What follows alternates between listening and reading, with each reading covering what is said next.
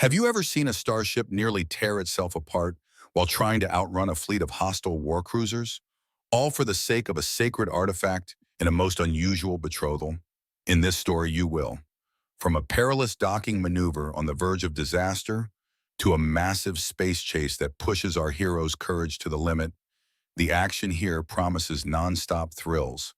But what happens when a simple act of kindness is mistaken for a grand wedding proposal?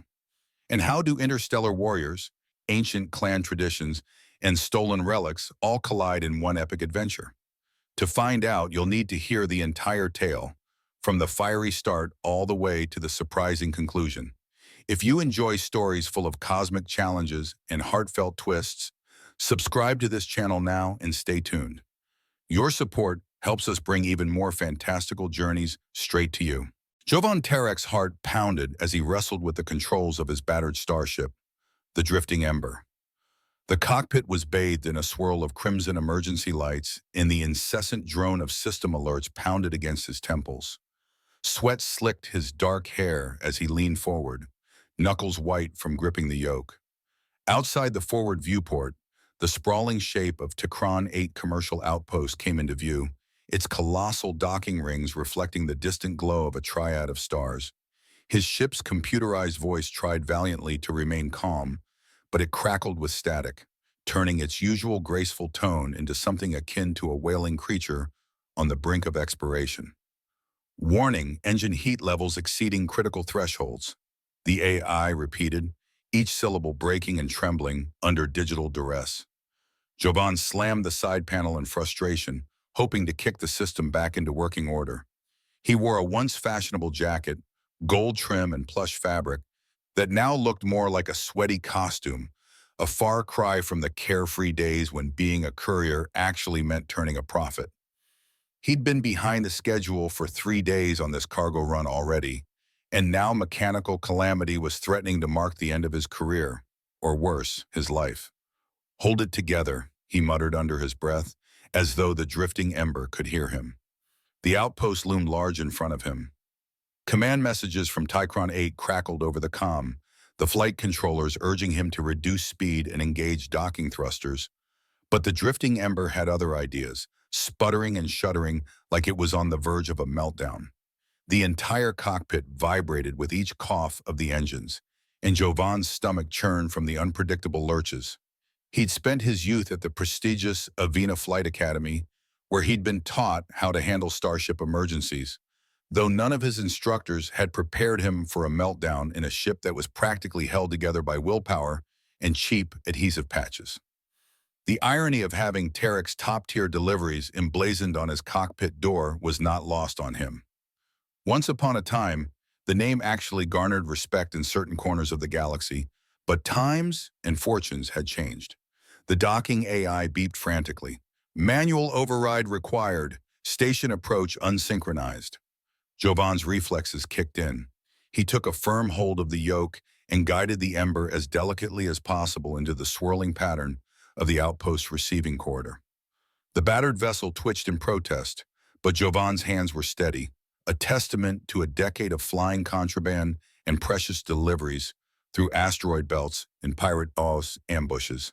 He gritted his teeth and dropped the landing gear with a resounding clank, ignoring the new wave of alarms shrieking about dangerously high engine core temperatures. At last, the ship's underside thumped against the docking clamp, jolting him in his seat. The entire structure groaned but mercifully remained intact.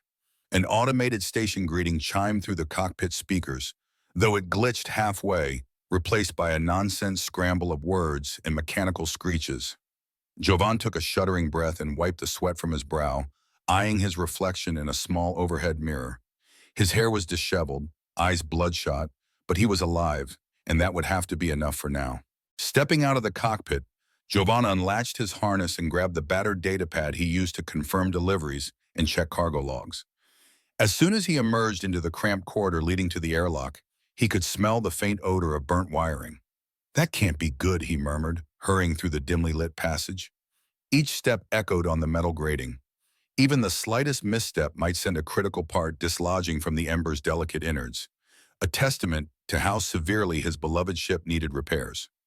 When the airlock cycled open, Jovan was greeted by the chaotic waltz of Tikron 8's main docking hub. It was a kaleidoscope of species and cargo. Tall reptilian traders jostling for space with diminutive amphibian couriers, robotic service drones whizzing about on anti-grav discs, and the pungent sense of exotic produce lingering in the recycled air. Massive overhead displays flashed advertisements for everything from jump drive upgrades to gourmet fusion cuisine. A distant clang signaled someone dropping a load of metallic crates, while a crowd of onlookers hissed or barked in protest, depending on their biology. Jovan quickly keyed his personal ID into a terminal at the docking bay entrance, hoping to avoid any immediate fees or penalties. Usually, a late docking complaint meant an additional credit fine, and he was in no position to bleed more money. He spotted a group of hairless Cretan technicians nearby, their long, spidery arms sifting through toolboxes. One of them waved an appendage in his direction. "Hey friend, you in need of a quick fix? We got the best rates in this sector," the Cretan hollered over the crowd, its suction-cupped fingers waving in a beckoning manner. Jovan smiled faintly. "Yeah, but let me see if I can find who I'm supposed to deliver to first. I'm already behind schedule." Just as he began weaving through the throng, his eyes caught sight of a small commotion.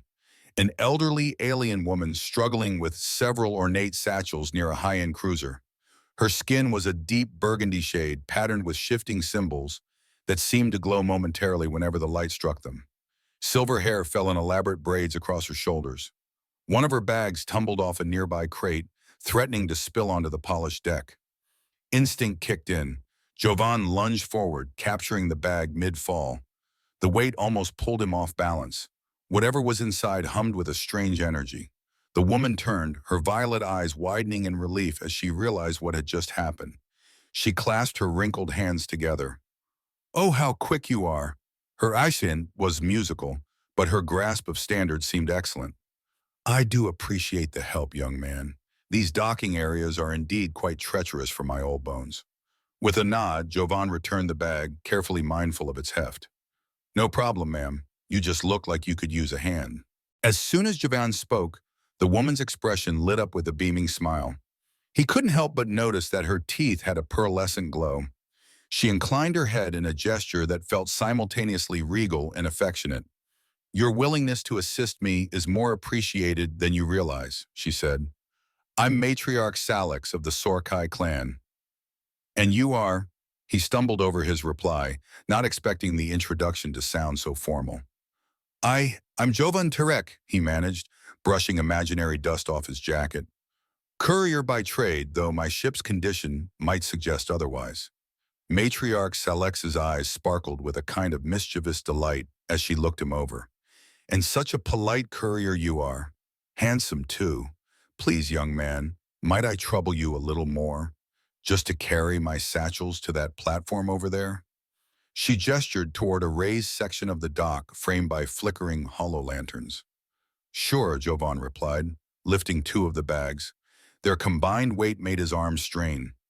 Inside, he could feel more of that faint humming sensation, almost as if something alive or power-laden was encased in them. "What's in these? Some kind of powered crystals?"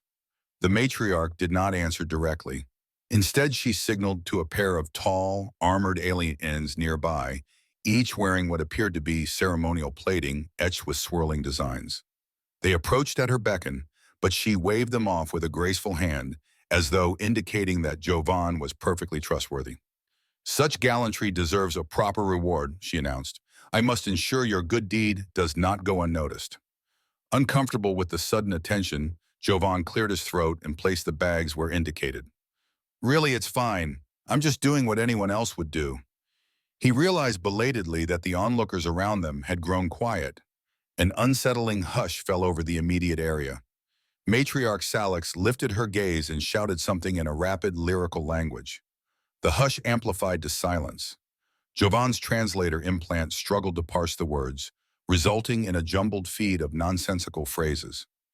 Confused, he looked around and noticed that nearly every nearby alien, Sorkai or otherwise, had turned their eyes upon him. A moment later, Salix resumed speaking in Standard, though her voice boomed with an odd sense of finality. Hear me, Sorkai clan. This human has shown the purest form of compassion to our matriarch, thus enacting the right of Mihan. By ancient law, he has offered himself in union to my granddaughter. Jovan's stomach dropped, his heart hammering. Offered himself in union? That sounded suspiciously like a marriage proposal. A swirl of exclamations rippled through the crowd, and someone began to hum a tune that might have been ceremonial in nature. He raised both hands in a defensive gesture, dread creeping up his spine. Wait, no, you've got it all wrong.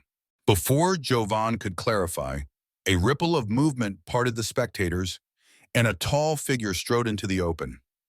This newcomer wore an iridescent combat suit that clung to a lean, athletic physique.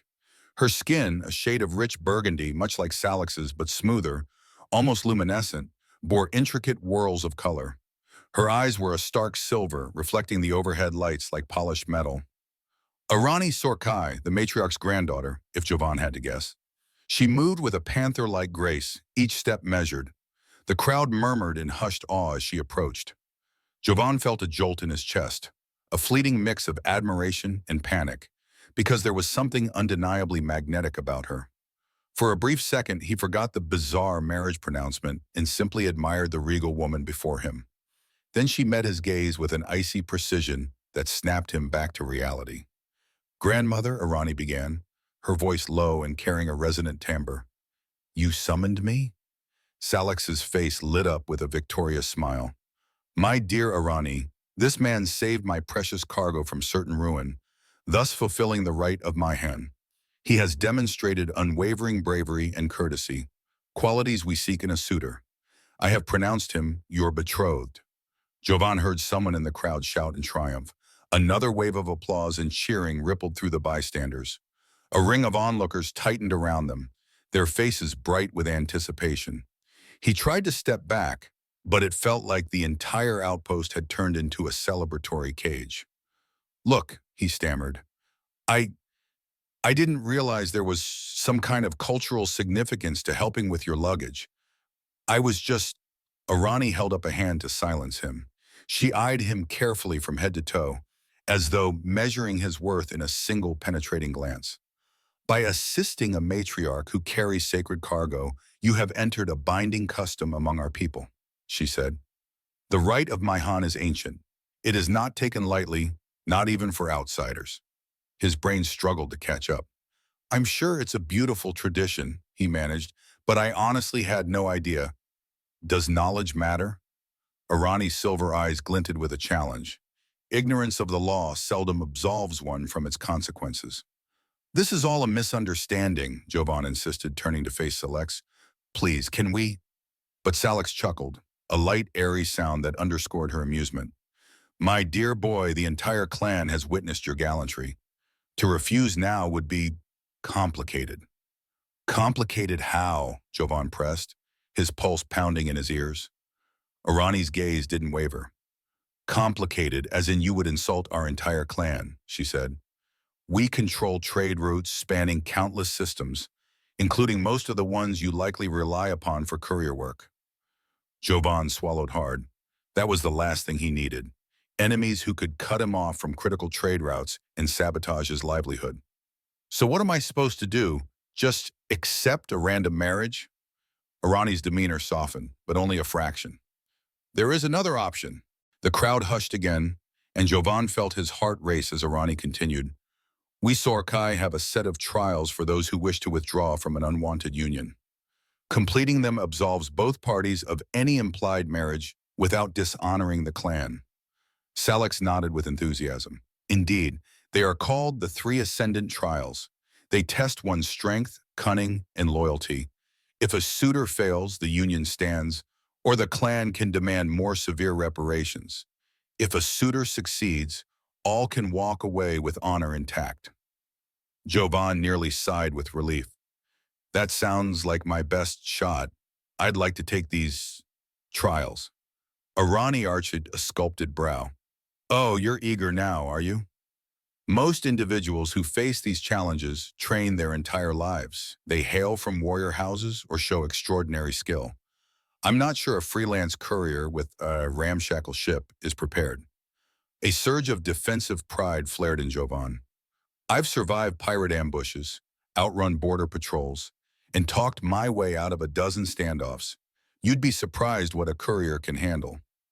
A flicker of amusement crossed Irani's otherwise stony face. We shall see.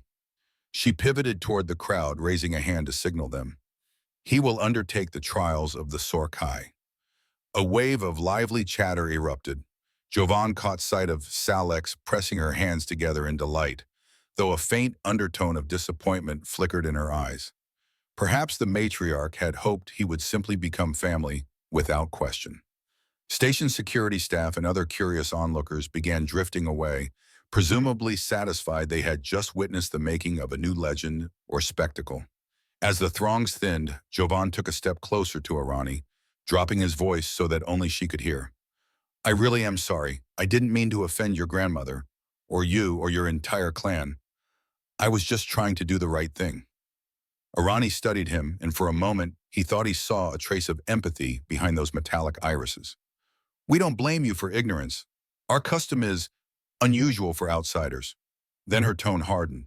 But it's a matter of pride.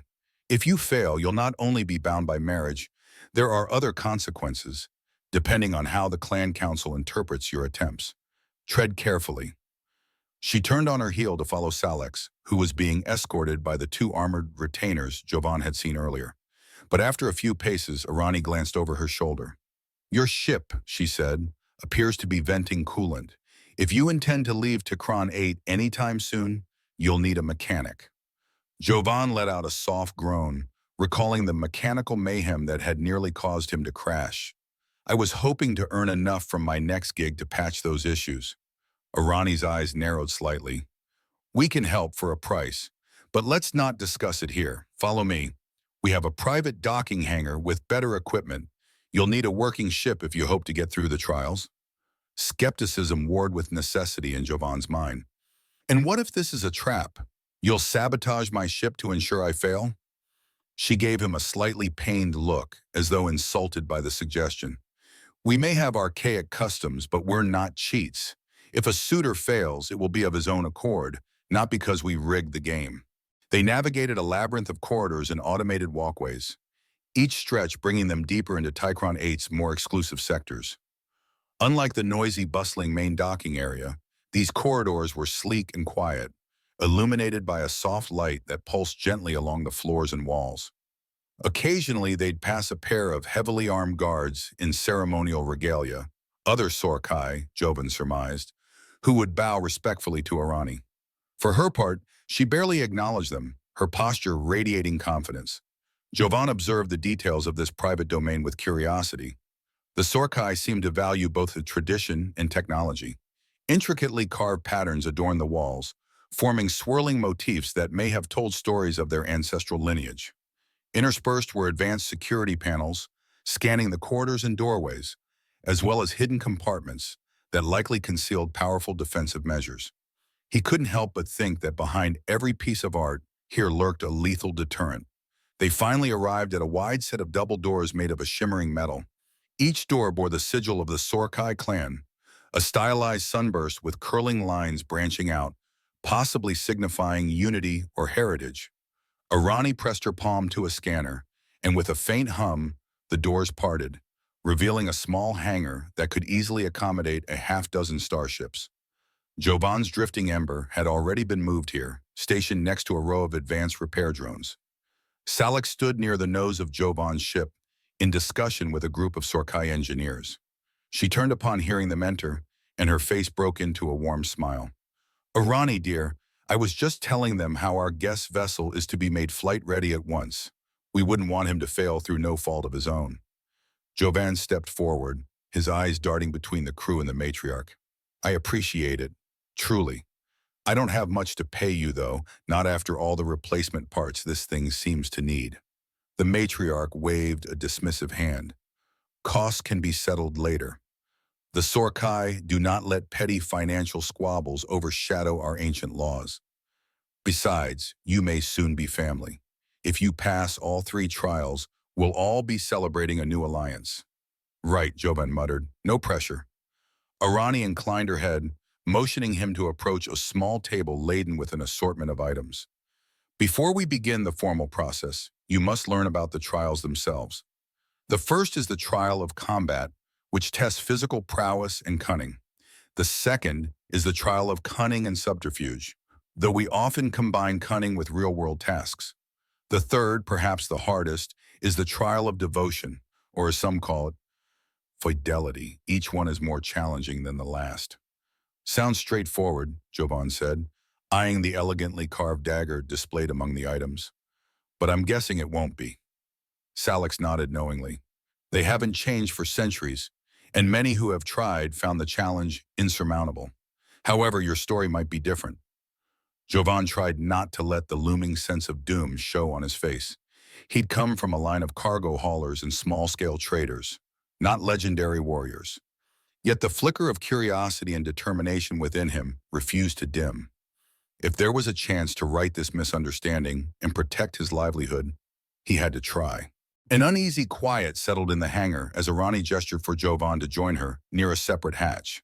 It led into a smaller, semicircular room with padded flooring and racks of wooden weapons. Judging by the air of solemnity, this was no mere storage closet. It looked more like a training chamber. Decorative murals along the curved walls depicted stylized figures engaged in combat stances, representations of ancient Surkai warriors, perhaps. Arani strode to the center of the chamber and faced him. We begin with a basic assessment. The official combat trial happens tomorrow at dawn, but I need to see where you stand. Jovan noticed Salix observing from the threshold. A handful of other clan members gathered quietly, forming a respectful audience. He rolled his shoulders, trying to ease the tension creeping up his neck. All right, I'm game. Wooden swords, or do you guys use something else? Arani pointed to a section of the weapons rack, displaying a variety of practice arms, staves, swords, and daggers, each reinforced with some sort of dull metal plating. Choose what you will, I'll do the same. Opting for a staff that felt balanced in his hands, Jovan walked to the chamber's center, hyper-aware that he was about to spar with a warrior who had likely trained her entire life. His eyes flicked briefly to the watchers. He forced a confident grin, though his pulse hammered. Arani selected a short wooden sword, tested its weight with a fluid swing, and then faced him. Let us begin. The moment she spoke, she lunged with inhuman speed. Jovan's instincts kicked in, honed through countless scrapes and back-alley disputes, though never quite at this level of expertise.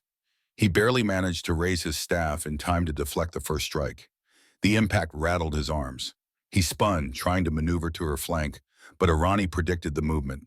She pivoted and landed a tap to his ribcage before he could reposition his staff.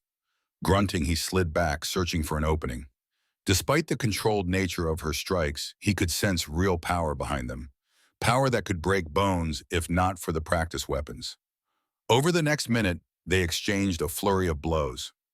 Jovan adapted quickly, using unpredictable angles and footwork that he'd picked up in shady bars and seedy stations across the galaxy. Arani, in turn, displayed a near dance-like precision, never letting him gain the advantage for more than a second or two. Finally, she switched tactics. Instead of engaging his staff head-on, she swept low with her sword, forcing him to leap. In that airborne moment, she drove a shoulder into his abdomen and upended him. He landed on the padded floor with a gasp, the staff slipping from his grip. Arani ended the demonstration by pressing the tip of her wooden blade lightly to his throat. He swallowed hard, adrenaline coursing through his veins. All right, he rasped. I see you don't pull punches. With a slight tilt of her head, Arani removed the blade from his neck. A small, nearly imperceptible smile tugged at her lips. This was only a warm-up. Tomorrow will be more intense. Don't be late. Dawn arrived in a blaze of artificial sunlight in Tikron 8's Grand Combat Arena, a massive circular structure at the station's core. Jovan Tarek stood at one of the entry gates, peering into the broad amphitheater carved out of polished metal and etched stone. Rising around the arena floor were tiered rows occupied by eager spectators, most of them members of the Surkai clan or curious onlookers, hoping to witness an outsider's fate. Braziers mounted along the arena's upper rim emitted ribbons of smoke and incense, lending the spectacle an almost mystical edge. This used to be a venue for ceremonial duels, Arani Sorkai explained as she approached Jovan. She wore formal combat attire, sleek, segmented plates overlaying a form-fitting bodysuit with the clan's sigil engraved across her shoulders. The trial of combat demands more than brute strength. You'll be facing Kethon, the Never Fallen. Jovan had heard Kethon's name whispered among the station's smaller merchants that morning, a towering competitor reputed to have 8 arms and a calm disposition, unless challenged. According to rumor, his record of victories spanned a decade. Never fallen, huh? Jovan muttered, running a hand through his hair. Sounds reassuring. Arani's lips curved in a half-smile. He won't kill you if that's what you are worried about. The fights are typically to submission or incapacitation, but do not take him lightly. She stepped closer, adjusting a protective brace on his forearm. Use everything I showed you last night, and remember, your reflexes are good, but you need to watch his multiple arms. He'll attack from angles you can't immediately see. In the stands, Matriarch Salix appeared with a cadre of clan dignitaries. She raised an ornate staff, and the clamor of voices subsided. A brief flourish of horns signaled that the trial was about to commence. From an opposite gate, Kethon emerged, his 8 muscular arms gleaming under the arena lights. Despite his formidable presence, his face bore a look almost like serenity, a quiet confidence. The crowd's cheers swelled into a crescendo of excitement. Taking a steadying breath, Jovan stepped forward onto the arena floor. The gates slid shut behind him, leaving no path of retreat. Some primal instinct told him to run, but he forced himself to remain calm. He had chosen these trials to avoid the forced marriage. To run now meant forfeiting both honor and livelihood. With a shift of his stance, he tried to recall the sudden movements that had caught Arani by surprise during their spar. The announcer, a Sorkai official dressed in embroidered robes, intoned in a ringing voice, "The trial of combat begins. Jovan Tarek of Earth versus Kithon of the Orandai. May skill and destiny decide the victor." Another horn blast echoed, and Kethon charged. Jovan barely had a moment to dodge. The swirl of limbs and weapons, wooden training swords for practice, though they looked lethal in Kethon's hands, descended upon him. He twisted, deflecting one strike, then another. The ring of wood on wood was swallowed by the roar of the crowd. Kethon pressed the advantage, aiming for Jovan's ribs and legs. Adrenaline flooded Jovan's system, and he realized instantly that no straightforward approach would work. Kethon was simply too strong. If Jovan intended to come out on top, he would have to fight smart. Jovan recalled a vital lesson he'd gleaned from his barroom brawls and station skirmishes. When outmatched physically, use the environment. As Kethon's whirlwind of strikes forced him back, Jovan darted a desperate glance around the arena. He spotted a pair of standard-issue utility drones hovering near one of the columns, presumably to record or broadcast the match. The overhead dais sat perched on retractable supports, designed to hold a cluster of drummers who provided ceremonial beats on special occasions. With a fluid twist, Kethon slammed one sword against Jovan's staff, nearly knocking it from his grip. The force sent a shockwave of pain through Jovan's arms. He stumbled, fighting to stay upright. Another flurry of blows rained down, and he narrowly sidestepped, letting Kethon's wooden blade hit the sanded floor with a crack. A hush fell across the crowd as Jovan, breathing raggedly, steadied himself just out of reach. Arani's voice, calm but urgent, echoed from somewhere behind the barriers. "Jovan, keep moving. Don't let him corner you." She stood, fists clenched, observing every detail of his struggle. A pang of determination flared in Jovan's chest. Despite the complicated feelings he harbored, resentment over the forced union, admiration for her skill, he wanted to prove he wasn't just some clueless outsider. Kethon, meanwhile, seemed content to let Jovan catch his breath. He straightened, exuding a patient strength. Then he lifted 4 of his arms, beckoning Jovan to attack, as though inviting him to continue this dance of blades. The crowd murmured in anticipation. Jovan gave a quick nod, acknowledging Kethon's challenge, and then he sprinted directly toward the utility drones. In 3 bounding steps, he launched himself upward, vaulting off a small outcropping of stone. He hooked an arm over the nearest drone's casing, causing the device to wobble under his sudden weight. Gasps erupted from the stands. Kethon rushed in, determined not to lose the advantage, but Jovan pivoted midair. He angled the staff and used the drone as a makeshift pivot, flipping himself behind Kethon in a swift, reckless maneuver. As he descended, he slammed the staff against one of Kethon's swords, sending it tumbling from the alien's grip. Enraged, Kethon spun, and another set of arms came whistling in with crosswise blows. Jovan ducked the first strike, met the second with his staff. The wooden surfaces clashed, the impact jarring his bones. He swung out a leg, attempting to sweep Kethon's ankles, but the champion easily hopped aside. Jovan saw an opening, brief but real. He jabbed with the tip of his staff at Kethon's torso. It struck solid muscle, but it was enough to disrupt the big alien's balance. The crowd's cheers surged in volume. Excitement mingled with disbelief. Kethon teetered, forced to redistribute his weight. Taking that split second, Jovan slammed his shoulder into the champion's midsection. They toppled together, hitting the ground with a grunt. Jovan scrambled atop Kethon, staff pressed against the champion's throat. For an instant, he thought he had it won. But Kethon's superior strength became evident. Four arms clamped around Jovan's wrist, threatening to fling him off like a rag doll. Desperation fueled Jovan. Straining against Kethon's grip, he planted one knee onto the champion's torso, trying to keep him pinned.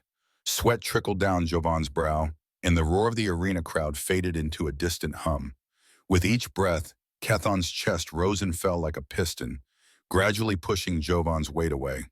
In a matter of seconds, Kethon would overpower him completely, reasserting his never-fallen legacy.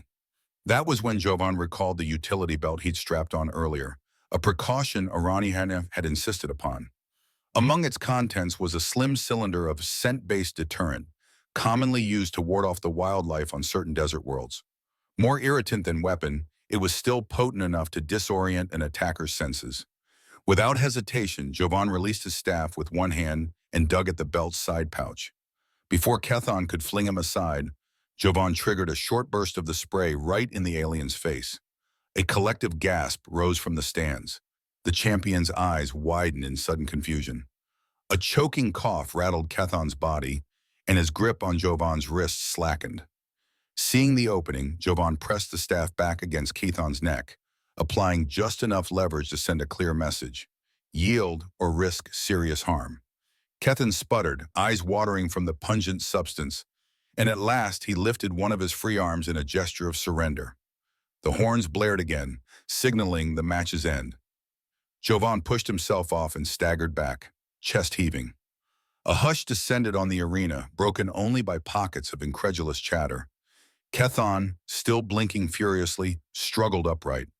Despite his disorientation, the champion mustered enough composure to bow, acknowledging defeat. If anything, he wore an expression of reluctant admiration. Matriarch Salix rose, staff held high. "Behold," she declared, her voice amplified by the acoustics. "The outsider has prevailed in the trial of combat." A scattering of applause followed, though it was tinged with shock. Even Arani appeared surprised, though Jovan couldn't tell if she approved of his unorthodox tactic or frowned upon it. Kethon gently wiped his teary eyes, giving Jovan a curt nod. "Clever," he rasped. "No one has used an irritant on me before." He paused, wincing. Perhaps I should have expected that from a courier who must improvise to survive. Arani stepped into the arena, ceremonial blade sheathed at her hip. A few clan medics hurried forward to check Kethon's eyes. "That was inventive," she said to Jovan, her tone neutral but containing an undercurrent of curiosity. "Unconventional moves are often considered dishonorable, but we made no rules against them. You seized an advantage when none seemed available." Jovan wiped sweat from his temple. "I learned that trick from a cargo run gone wrong on Myralis 4. Locals there use spice grenades to blind their enemies. Just a smaller scale version of the same idea." Arani's expression softened for a fraction of a second. "Resourcefulness is not a trait to dismiss lightly." She turned to the crowd, speaking loudly. "The outsider passes the first trial. Let all present bear witness." They left the arena amid a swirl of murmurs and reluctant praises. Sorkai clan members bowed respectfully, though some still eyed Jovan with cautious disdain. At least he had proven he wasn't a total pushover, And for the moment, marriage was off the table, though not entirely out of reach if he failed either of the remaining challenges. When Arani led Jovan into a nearby corridor, she stopped him with a firm hand on his shoulder. "There's something else you need to know," she said. "We intended to let you rest before the next trial, but a crisis has arisen." Her silver eyes flicked to the side in uncharacteristic concern. "Some of my grandmother's possessions have gone missing from our private docks." Jovan's brows knitted. "Missing? As in stolen?" "I'm afraid so," came Matriarch Salak's voice from behind them.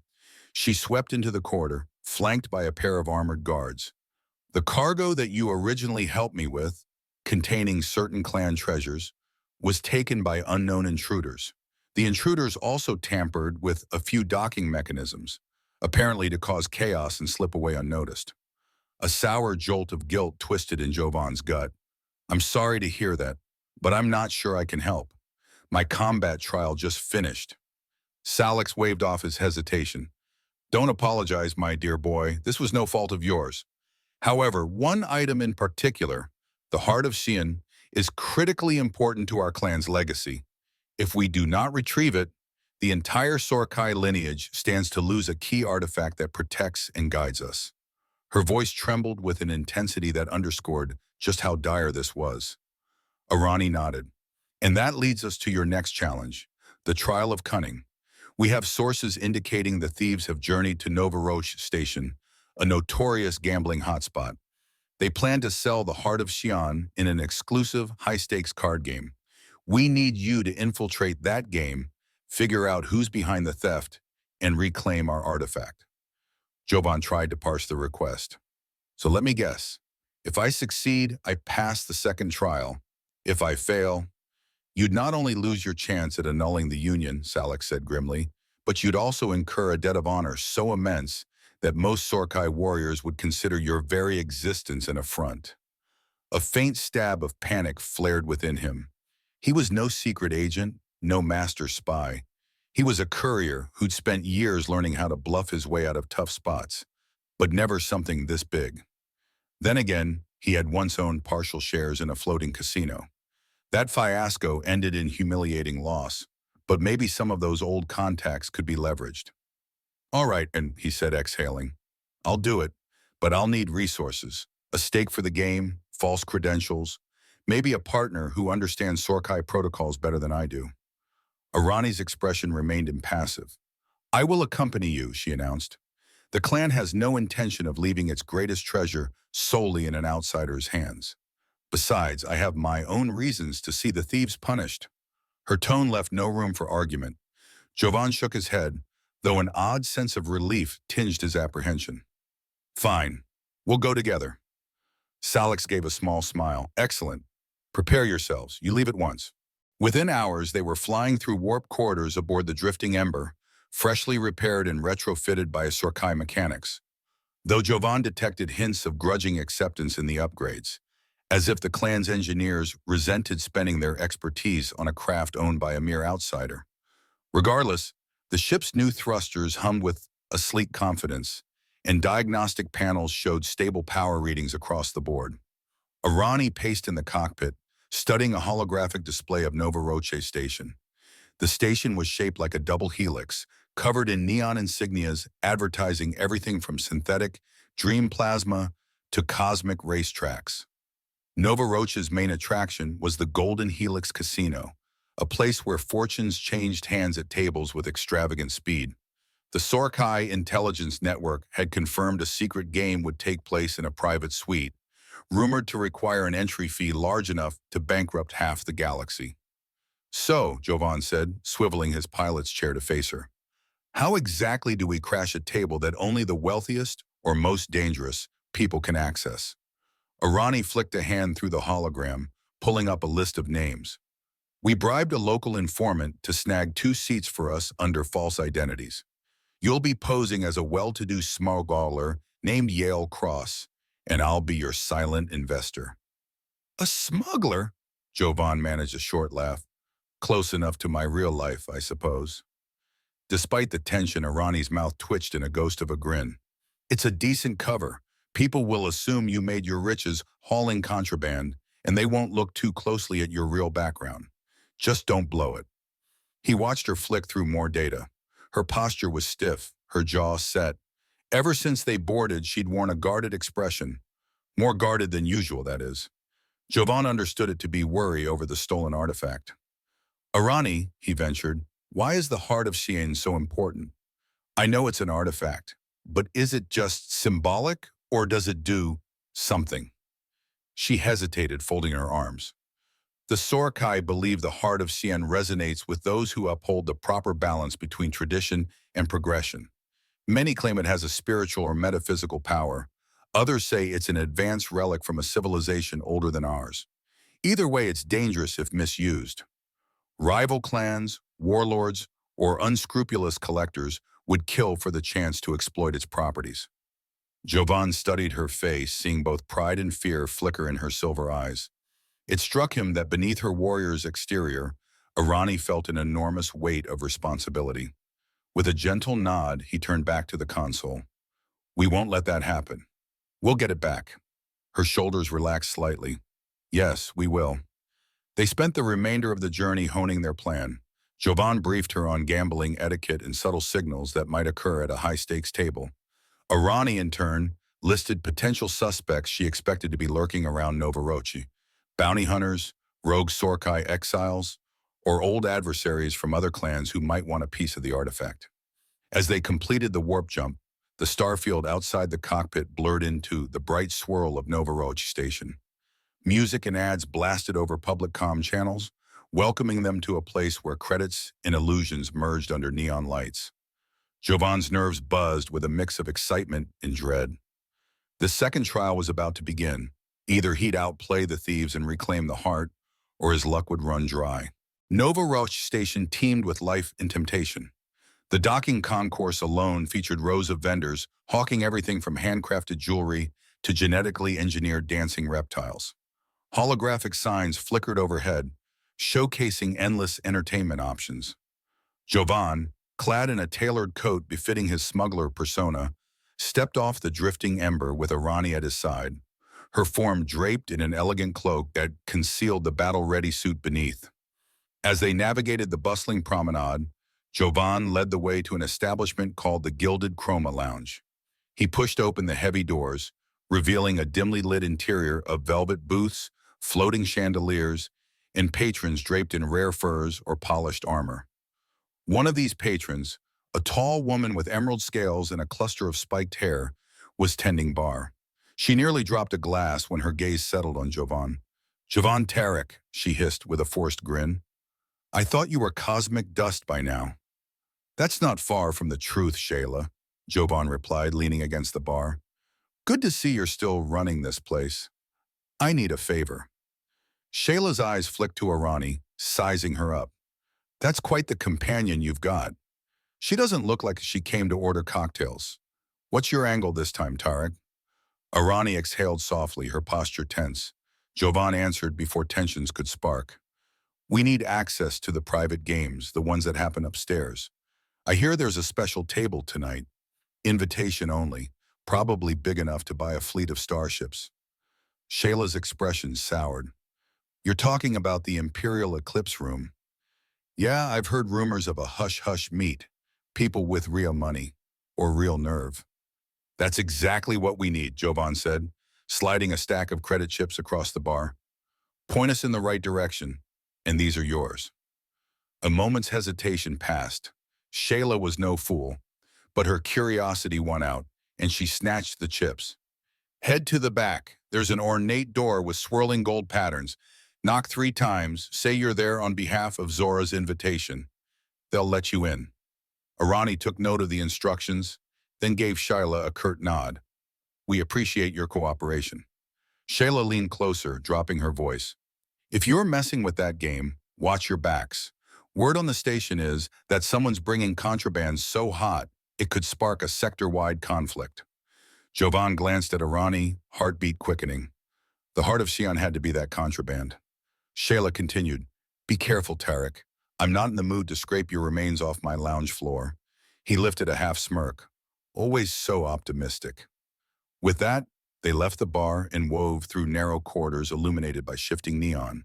At the end of a short hallway stood the door Shayla had described, covered in elaborate filigree. Jovan rapped his knuckles thrice and spoke the code phrase.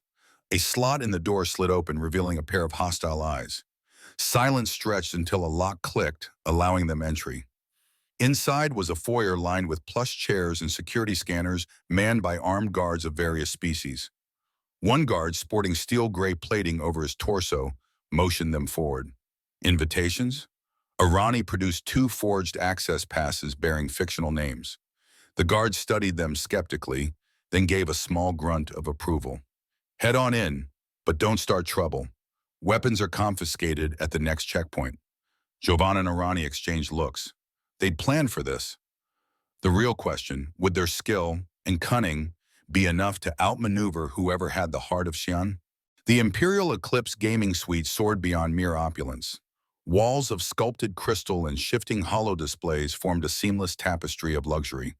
A single wide table dominated the center, surrounded by players so eclectic it felt like a rogues gallery of the galaxy's elite and infamous. A tall, chrome-skinned dealer, Xanth, stood behind the table's pedestal, greeting newcomers with a fixed, mechanical smile. Around the table, a half-dozen players rested their elbows on velvet armrests, each with stacks of multicolored chips. Jovan's attention snagged on a massive creature clad in gilded armor. Tucked behind its chair was a set of familiar-looking satchels, each embossed with Sorkai runes. Jovan felt that Irani stiffened beside him. There was no doubt this was the thief who had stolen the artifact. Clearing his throat, Jovan took the seat nearest the gilded figure, while Irani perched gracefully on the opposite side from where she could observe the entire table. Xanth's photoreceptor eyes swiveled to size them up. Welcome to the Imperial Eclipse, dear guests. The game is Quantum Hold'em, no limit. Minimum buy-in is 5 million credits. Jovan pushed forward a forged data chit, its contents more than enough to cover their entry. He could almost feel the suspicion radiating from the other players, but no one challenged him yet. Xanth accepted the chit and transferred an equivalent stack of virtual chips to the table's hollow interface. Game after game commenced, with high-stakes bets that made Jovan's stomach flip. The golden-armored thief played aggressively, seeming determined to push the table around. Jovan tried not to stare too intently at the satchels, reminding himself to wait for the right moment. Meanwhile, Irani quietly observed, occasionally folding a hand or placing a modest bet. After half an hour, the tension at the table spiked. The gilded thief suddenly went all in, tossing a mountain of chips into the center. The other players hesitated, but Jovan caught the subtle gleam of sweat on a reptilian gambler's brow, the flicker of uncertainty in a cyborg's mechanical gaze. This was more than a typical bluff. Something about that all-in was meant to intimidate, to mark territory, like a declaration that the stolen goods were about to be moved or sold. Irani gave Jovan a minuscule nod, a silent signal. They had to act soon. The next hand was dealt, and Jovan found himself holding a pair of worthless cards. But he barely glanced at them because from the corner of his eye, he spotted the satchels shifting. Someone was quietly pulling them away from beneath the gilded thief's chair. Now or never, Irani whispered under her breath. In a single motion, Jovan shoved all his chips forward. All in, he announced, voice steady despite the pulse hammering in his neck. The dealer's expression was unreadable. The gilded thief eyed Jovan with a mix of contempt and intrigue. The moment Xanth asked them to reveal their cards, Jovan tensed. He had no illusions that he'd actually win this pot. He just needed a distraction big enough for Irani to act. And it worked. Everyone leaned forward to see the outcome. Irani slipped from her chair, advancing on the gilded figure's flank with predator-like silence. Then chaos erupted. The gilded thief noticed the move and kicked the table, sending chips and cards flying. The overhead lights flashed red as station security alarms blared. Someone shouted, "They're on to us! Move!" Red lights strobed across the Imperial Eclipse suite as station alarms rang out in deafening pulses. Jovan Tarek's all-in move had worked, just not exactly as planned. In the chaos, the gilded thief sent the table spinning, chips flying like confetti, and half the patrons leapt to their feet. Security drones buzzed overhead, barking demands for everyone to remain still. Instead, a stampede ensued, gamblers pushing for the exits, while the thief grabbed the satchels containing the heart of Xi'an. Arani Sorkai sprang into action. She flung aside her elegant cloak, revealing a lightweight combat harness beneath. Her arm snapped out, catching the thief's wrist before he could bolt. He responded with surprising agility, twisting free and vaulting over the overturned table. Jovan, trying to assist, vaulted after him, but a second armed accomplice emerged, an angular reptilian in gleaming black armor, blocking Jovan's path with a drawn pulse blade. "Not today," Jovan muttered. He sidestepped the blade's downward slash, then twisted his torso to deliver a well-aimed elbow to the accomplice's head. The reptilian staggered, blade clattering away. Before Jovan could land a finishing blow, the thief's voice cut through the din. "We're moving, now!" In the turmoil, the gilded thief and his reptilian ally managed to sprint toward a side entrance, those precious Sorkai satchels in tow. Arani darted after them, her silver eyes narrowed, but the press of fleeing patrons slowed her pursuit. Jovan watched in dismay as they vanished behind a locked door, presumably leading to a service corridor or hidden exit. Station security, now in full force, stormed the suite and pinned other gamblers to the floor. One of the guards demanded, "Identify yourselves." But Arani ignored them, turning to Jovan. "We can't let the thieves escape with the artifact. We have to circle around." Jovan nodded, heart hammering. "Follow me, I've got an idea." Leaping over a toppled chair, he wove through side hallways. His memory of Nova Roche's labyrinthine structure, combined with a few quick glimpses of station schematics on his wrist device, guided him. Arani kept pace beside him, the two of them dodging panicked gamblers and shouting security officers. Behind them, the alarms continued to wail, painting the corridors in red flashes of emergency light. They cut through a corridor lined with gilded mirrors, past a staff-only door marked restricted. Jovan shoulder rammed it, and the door gave way to reveal a meandering passage that smelled of stale air and mechanical lubricants. "Service tunnels," Jovan explained breathlessly. "These run parallel to the main walkways. If we hurry, we can intercept them before they reach a docking bay." Running full tilt, they turned a corner and nearly collided with a lone security drone floating erratically. Its sensor eyes flickered uncertainly, disoriented by the emergency conditions. Arani quickly subdued it with a precise strike from a compact baton. "Keep going," she urged. After a final bend, the corridor ended in a loading area with massive metal shutters. They slid open just as the gilded thief reappeared, weapon drawn. He had the satchels strapped across his broad torso. The reptilian accomplice was already busy hot-wiring a heavy cargo lift that would lead into the station's industrial docks. "You really think you can outrun us in our own domain?" Arani's voice rang out, echoing against the metal walls. Despite her calm, Jovan could sense the anger simmering beneath her words. The heart of Xi'an was more than just a relic. It was a sacred bond to her people's heritage. The gilded thief hissed some retort in a language Jovan's translator failed to parse, then aimed a handheld disruptor. Arani dove behind a crate, and the disruptor's beam sizzled across the metal floor, leaving a blackened scar. Jovan lunged forward, rolling across the ground to close the distance. He remembered Arani's advice from the first trial: use the environment. Spotting a mess of crates stacked precariously, Jovan smashed the release lever on the nearest one. The top crate slid off, tumbling onto the thief. Though he managed to dodge the brunt, he lost his disruptor. Seizing the chance, Arani dashed in. In a graceful flurry of motion, she engaged the thief directly. He attempted to swing a short-bladed plasma knife, but Arani parried with her baton, each strike singing through the air. Meanwhile, Jovan turned to fend off the reptilian who had recovered his pulse blade. The two faced off amidst flickering overhead lights, the station's alarm klaxons vibrating the walls. In a flurry, the reptilian slashed horizontally. Jovan ducked, mentally thanking those hours of training with Arani that had sharpened his reflexes. He countered by grabbing a small toolkit from a shelf and hurling it at the reptilian's face. Tools clattered around them, momentarily disorienting his foe. Jovan followed with a solid punch to the accomplice's side, sending him crashing into a stack of metal tubing. The deck trembled underfoot. Cargo lifts and station machinery hummed in the background as the corridor threatened to shut down under lockdown procedures. We're running out of time, Arani shouted, glancing at Jovan. The station's automated voice crackled overhead, warning all personnel to clear docking areas or face vacuum seal. Jovan found the reptilian pinned among the tubing. Stunned, spinning around, he caught sight of Arani grappling with the thief, each vying for control of the satchels strapped to the thief's chest. The thief managed to press a small device, a miniature sonic detonator, by the look of it. With a sharp shriek of compressed sound, Arani reeled back, gripping her ears. Gritting his teeth, Jovan lunged and tackled the thief from behind. They both crashed to the floor. The satchel slid halfway off the thief's shoulder. In desperation, the thief delivered a backhanded blow to Jovan's jaw, stars bursting across his vision. But Jovan locked his grip on the straps and yanked them free, ignoring the agony in his face. The moment the gilded thief realized the satchels were gone, he let out a guttural growl and activated a small wrist module.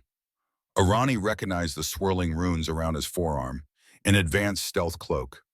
She stumbled forward, baton at the ready, but the thief flickered out of sight. Only the dull thud of retreating footsteps indicated his position. "Forget him," she barked at Jovan, voice raw from the sonic blast. "We have the artifact. That's all that matters right now."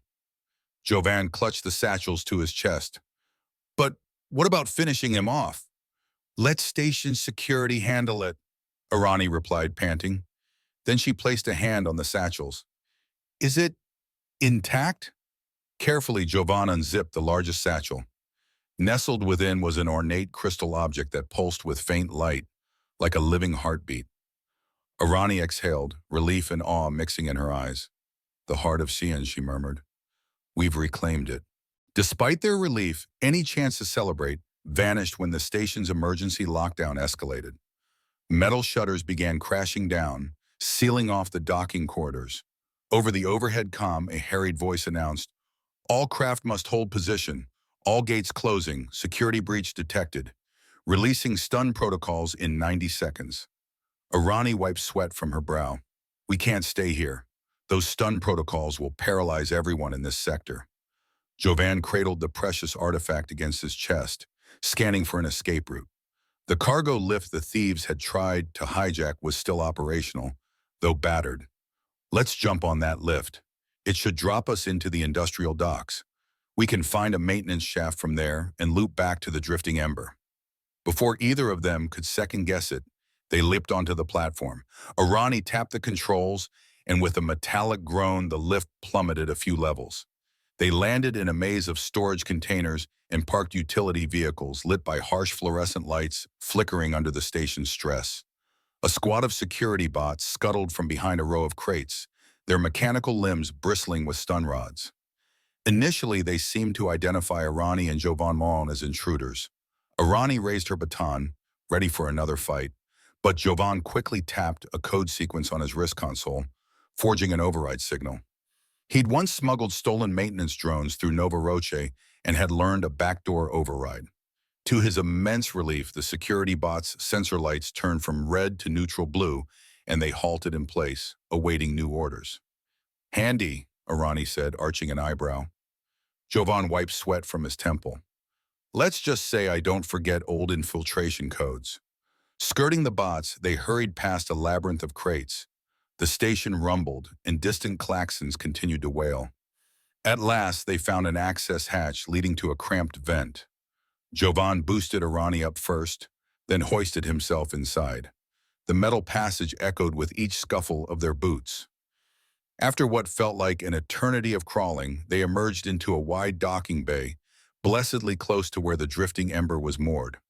Jovan spotted his ship behind a newly erected barricade. Station security had locked it down as part of the general alert. Arani's face hardened. "We can't remain grounded. If the clan learns the artifact is found but we're trapped, they might send an assault team to forcibly extract us, and we'll have bigger problems if the station sees that as a hostile move." "Then we do what we always do," Jovan said, stepping toward the blockade.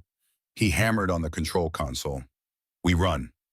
Despite multiple warnings and denial codes on the screen, Jovan typed in a complex override.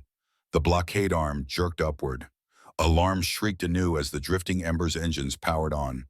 Courtesy of the minimal standby mode Jovan had left running, they sprinted aboard, and Irani slammed the hatch shut while Jovan raced to the cockpit. The ship's new Sorkai-enhanced thrusters roared to life.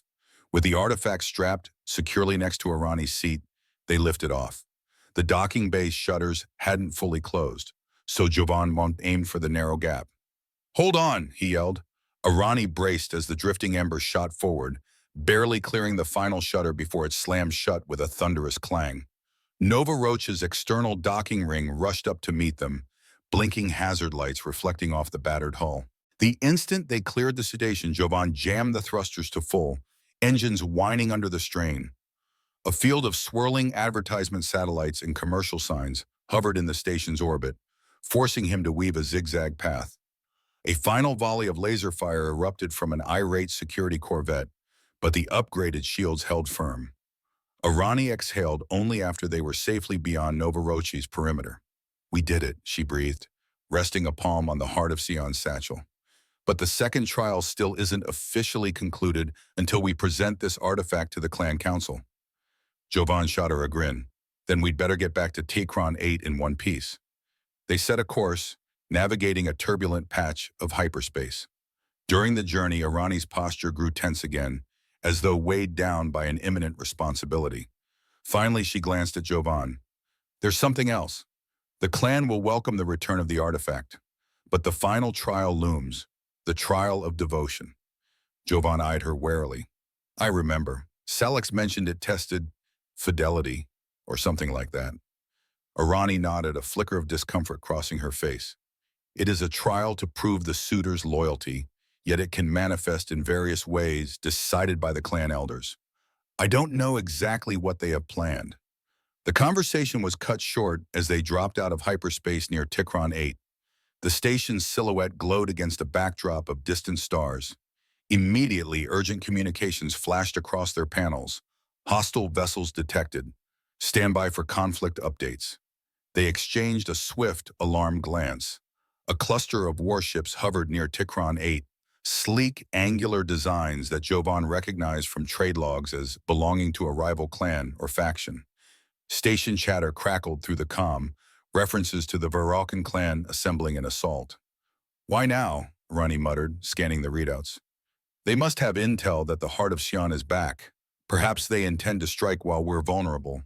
Sure enough, as the drifting ember approached, one of the warships unleashed a volley of plasma bolts that rocked Tikron 8's outer shields. Jovan clenched the controls. "We can't dock amidst a firefight," he said. "And if the Varokan want the artifact, they'll come straight for us." Irani steeled herself.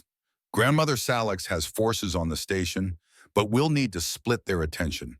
We'll serve as a distraction, luring the Varokan away, so the clan has time to fortify the station's defenses."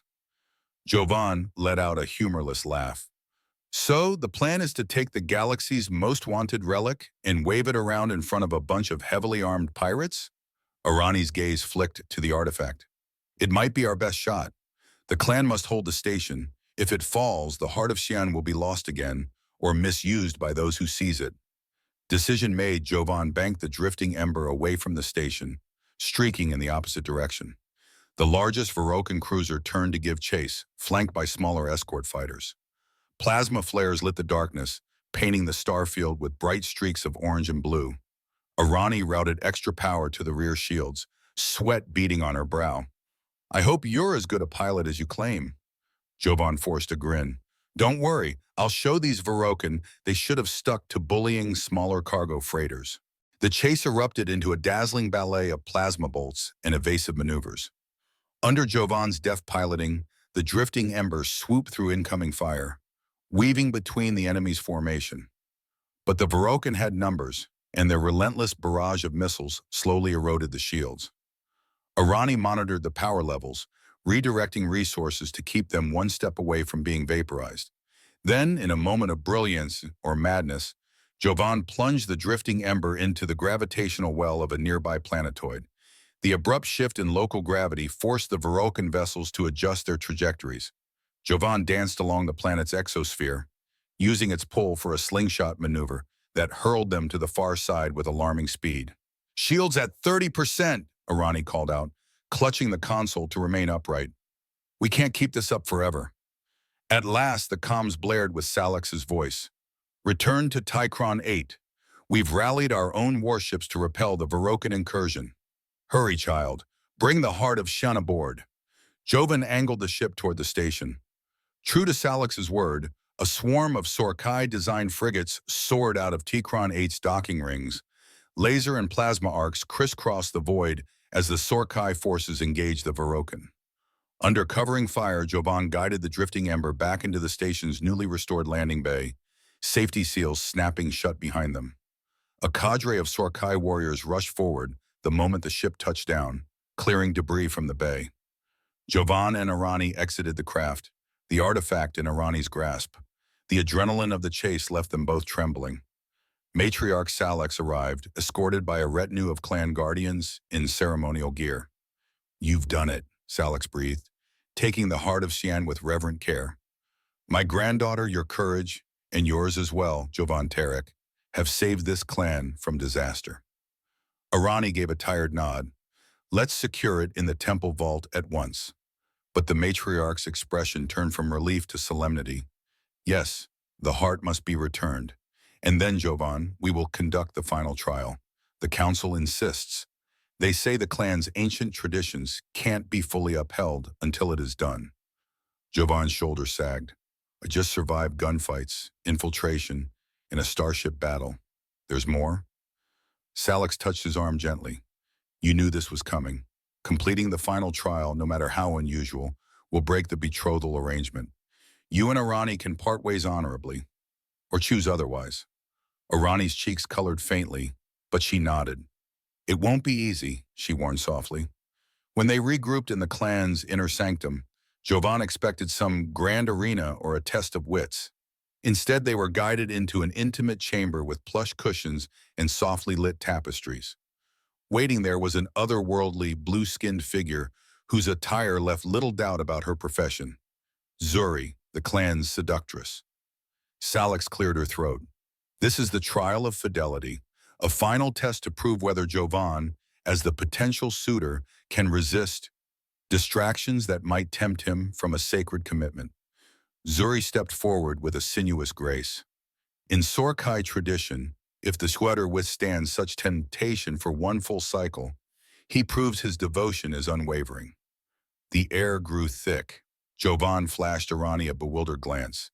If the test was to remain physically and emotionally faithful for a designated span, then how did that apply here when he and Arani weren't truly in love? Or so he thought.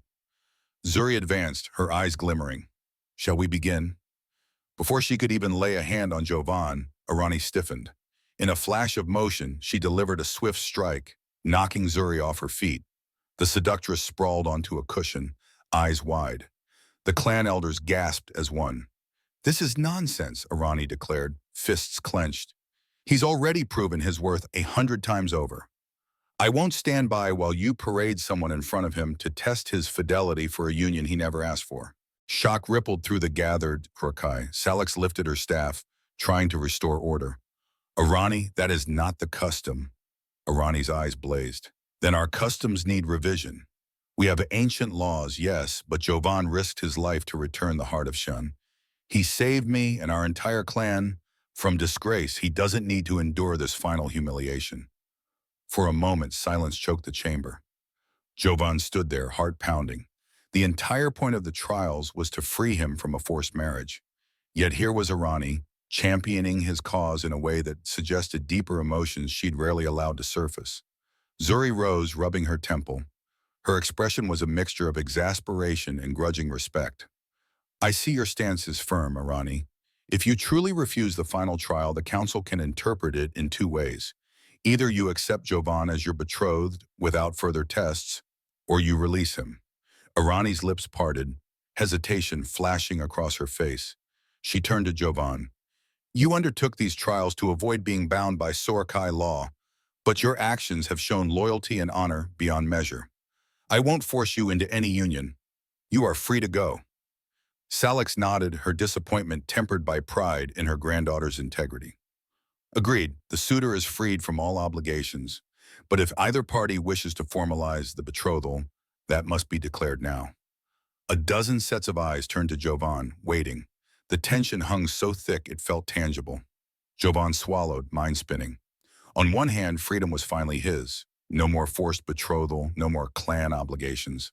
On the other, he couldn't ignore the bond formed through shared battles, stolen glances, and adrenaline-fueled rescues. After a drawn-out pause, he mustered the courage to speak. I... He glanced at Arani, who stood stoically, every muscle tense, as if bracing for rejection. I'm not sure a traditional marriage is what either of us wants, he said slowly. We've only known each other through crises, but it's also true that I feel something for you, Arani. Her eyes flickered with emotion, but she kept silent. Jovan continued, if Sorkai laws allow, I propose a different arrangement. Let us become, well, rivals in the best sense, partners, or maybe even occasional adversaries, traveling the stars. That was my life before, and I don't see it changing overnight. But I'd like for it to continue with you in it. A murmur spread through the clan members. Salex surprisingly burst into a delighted laugh. Ah, an intriguing notion. In our clan's older traditions, spurning direct betrothal sometimes transforms the relationship into a blood chase. Two warriors testing each other across the cosmos. An old rite rarely invoked nowadays. Arani tilted her head, a small smile curving her lips. A chase that would let us meet on equal footing, learning and pushing each other's limits. Salix planted her staff firmly. Then it is settled. The forced betrothal is null, but a new vow is invoked. Jovan Tarek and Arani Sorkai shall be sworn rivals and guardians of the heart of Xi'an. That is, if the council approves. A chorus of elders murmured agreement, some with enthusiasm, others with reluctant acceptance. The matter was decided. Above the emerald oceans of Shinar Prime, a sleek, modern starship, a meld of human design and Sorkai engineering, floated in low orbit. From the large observation window on the bridge, Jovan Tarek watched as two small figures engaged in mock combat on the holopad. A boy with midnight black hair and slight burgundy undertones to his skin swung a practice staff. His sparring partner, a girl with mesmerizing silver eyes, grinned, pairing with a short blade that glowed harmlessly in training mode. And remember, Arani Sorkai called from the helm controls, footwork is everything. She guided their young daughter's stance with an indulgent, if strict, parental tone. Their older son, the staff wielder, tried to mimic one of Arani's advanced techniques and nearly toppled over. Arani stifled a laugh. You see, balance before flair. Jovan smiled, arms folded across his chest. He never imagined fatherhood would be part of his life, especially not with a Sorkai warrior who had once threatened him with forced marriage. Yet here they were, forging a new kind of family that bridged two disparate cultures. Officially, they were not married in the strict Sorkai sense, nor in the conventional human sense, but they shared a bond recognized by both. They were partners, guardians, and sometimes still playful rivals exploring the galaxy together. Nearby, matriarch Salix observed the children sparring with open delight. Gone were the days of stiff formalities between her and Jovan. She had long since embraced him as part of the clan. They grow stronger by the day, she remarked, her once silvery hair now fully white, but her eyes still keen. They carry both the cunning of the Tareks and the heart of the Sorkai. Arani nodded, and more importantly, they inherit the responsibility of safeguarding the heart of Xi'an. She gestured to a small pedestal in the center of the bridge where the artifact rested, pulsing softly under a protective dome. Although the clan's temple still housed the original, a resonance crystal allowed them to carry its reflection, a reminder of its power and the unity it symbolized. A beep from the nav console drew Jovan's attention. He crossed to the pilot's chair and examined the readout. Looks like we have an incoming message from Tikron 8, something about a newly discovered star system that might hold, I can't quite read the file, classified data from the clan archives. Arani quirked an eyebrow. A potential mission, no doubt. Perhaps a new challenge for us, and for the children, if they're ready. Jovan flashed her a roguish grin. You up for it, sworn rival? She gazed back with affection that still held a glimmer of that first day's cool challenge. You know I always am. In the background, their two children ended their sparring match with mutual giggles, bounding toward their parents. Salix busied herself with preparing a communique to the clan elders, ensuring everyone was aware that this blended family stood ready to uphold tradition while charting new frontiers. As the starship pivoted away from Shinar Prime, Jovan and Arani settled into their respective seats, side by side. The engines rumbled and the vessel surged forward, leaving a trail of starlight behind. Far from being a typical happily ever after, their story continued in an ever-evolving dance of exploration, gentle rivalry, and deep-seated devotion. Together, they had reshaped Sorkai customs for a modern age, proof that sometimes the best way to honor ancient tradition is to adapt it, forging new paths among the stars. Looking back on the entire journey, it's amazing how everything, from a humble courier's desperate ship repairs to a grand clan's ancient rite, intertwined.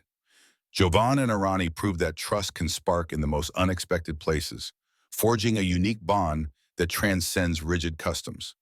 Their final decision to embrace both independence and partnership showed that no destiny is set in stone. Tradition can evolve, and new paths can be paved when hearts are open. In my view, this story stands as an inspiring testament to courage, quick thinking, and the power of forging alliances across cultural divides. I hope it leaves you feeling uplifted and ready to tackle your own challenges, cosmic or otherwise. Now, I invite you all to share your opinions in the comments. Do you think Jovan and Arani made the right choice? What would you have done in their place? Let's discuss.